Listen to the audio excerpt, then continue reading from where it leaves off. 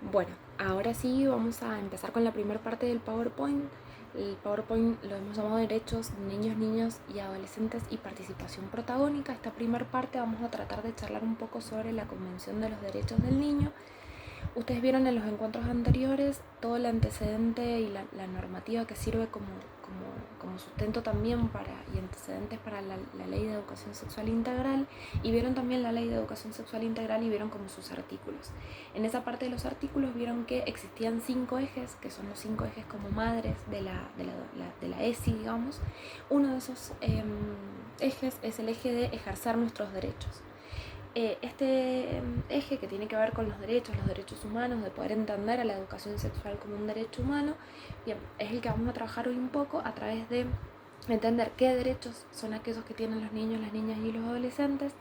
quiénes son los titulares de esos derechos y cuál es el rol que tenemos como adultos. Es decir, esto de poder entender que somos garantes de derechos, somos colaboradores, somos responsables de que estos derechos puedan realmente ser plenos y llevarse adelante, pero específicamente los titulares de esos derechos no somos nosotros los adultos, sino que son los niños, las niñas y los adolescentes. La convención entonces es este instrumento que ustedes saben que forma parte del conjunto de tratados internacionales de derechos humanos y que se promulga, se firma en 1989,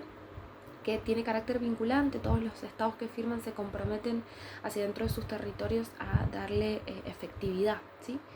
En nuestro caso, en nuestro país, en el 94 adquiere la jerarquía constitucional, es decir, se coloca como al mismo nivel que la Constitución Nacional, y concretamente en Argentina se baja o se vuelve como más concreto y más real a partir de la ley 26061, que se promulga en el año 2005, ¿sí? Y que en realidad adhiere a casi todos los derechos que están allí escritos en la convención. Es muy importante realmente la Convención de los Derechos del Niño porque es el primer instrumento jurídico que permite un cambio del paradigma con respecto a los niños y las niñas y los adolescentes, porque ya se los considera a partir de este texto sujetos de derechos, y por lo tanto decimos que es un cambio del paradigma de la situación irregular en donde eran menores, en donde se entiende todo desde la idea de patronato, la idea de tutela, la idea de la patria potestad, y eso se modifica en poder entender que son sujetos y que en realidad los adultos, las adultas, las instituciones, lo que tenemos que hacer es protegerlos de forma integral, proteger los derechos de estos niños de forma integral.